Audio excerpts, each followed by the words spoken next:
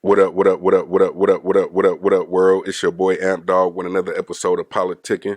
I want to thank everybody for tuning in, showing your love, and make sure you tell a friend to tell a friend. Big Amp Dog said, what's the deal? And today, we got a sad story coming out of Baton Rouge, Louisiana, where a 17-year-old pregnant woman was shot and killed.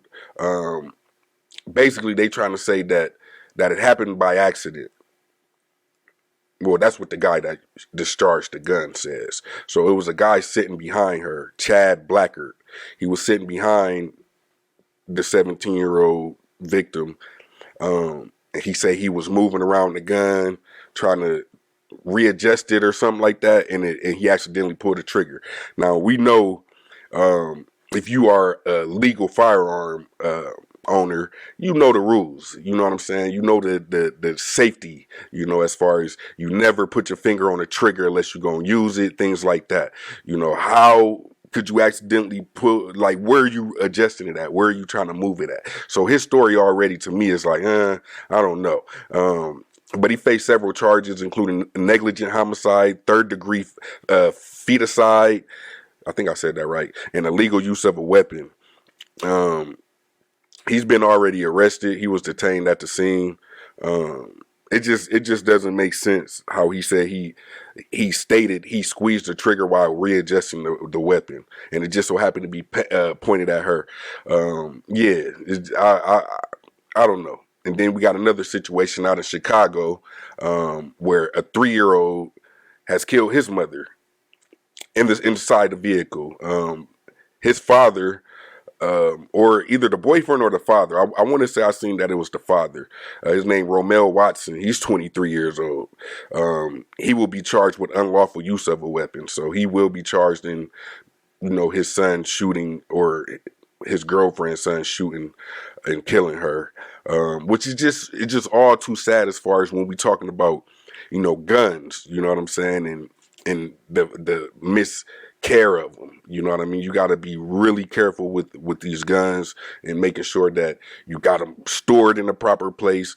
If you're traveling with it, make sure it's locked away from kids. And this is, to me, is like, it's like, how do you forget these things? You know what I'm saying? How could you get so reckless with a gun? You know what I'm saying? And then, as we know, things that's going on, a lot of these kids, they intrigued by this. They intrigued by the guns and fighting games, and just the things that some of us, if you're a licensed gun owner, it's not for play. It's not for games. It's literally protection. I mean, if you do hunting and stuff like that, but most people like myself, is for protection. It's protect your household, protect your family.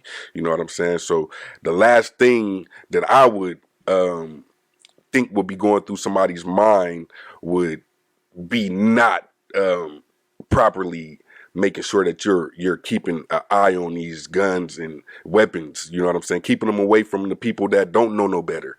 These are all sad situations. You feel me? A 17-year-old pregnant woman had to lose her life as well as her baby because a 23-year-old is back there playing with it, playing with the gun, not being conscientious of what his surroundings are, what's going on. You know what I'm saying? Why is it locked, loaded, and ready to go? No safety, no nothing. Like, why is it like that? So a lot of times I'm starting to feel like we got to dig deeper into, like, this story right here, and the people involved as far as this guy, because it's like, it's too convenient that, like, I mean, because even if you got it in your waist or in a holster, it's like you trying to readjust it, you liable to cheddar bob yourself. You know what I'm saying? Before you would shoot somebody. So if you readjusting, you got to be pointing it. It don't make sense. And as far as the situation in Chicago, the father is legally registered owner of the gun, so he's okay with that. So he legally got it, but where he messed up at is he don't have a concealed carry permit, so he's not allowed to travel with that in the vehicle unless it is properly stored, which is probably the gun in the glove box, the clips in the trunk, or however you do it. You know what I'm saying? Every state's different, so I just want to be able to shine a light on this. We need to make sure that if you know somebody with a gun that play a little bit too much, you know what I'm saying, just reiterate it. Just send them a list of gun safety tools, you know what I'm saying? Or if you see little kids that like playing with water guns and BB guns and all that, just take it out their hand. They don't need to be playing with that. You know what I'm saying? But yeah, anyway, y'all like, share, subscribe. Let me know what y'all think. Drop y'all comments down below. As always, protect yourself, protect your people, and just be aware of your surroundings and making sure that, you do the proper due diligence to make sure that if you are carrying these weapons, you making sure that you're not going to be putting anybody else in harm or even yourself. You know what I'm saying? Because for this family of this 17-year-old girl, I know it's got to be difficult on them, as well as the family of the mother of the 3-year-old, and then the thing that this boy got to grow up, without his mother, and then him being the reason why. I could imagine how stressful this all could be, on a young child like that. You know what I'm saying? So, just blessings to all the families involved. And yeah, as far as this guy, he gonna have to do some time because his story just don't make sense.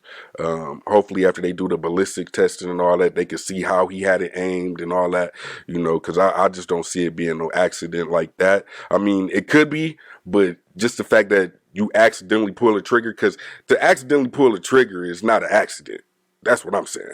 But anyway, I'm gonna holler at y'all. Peace.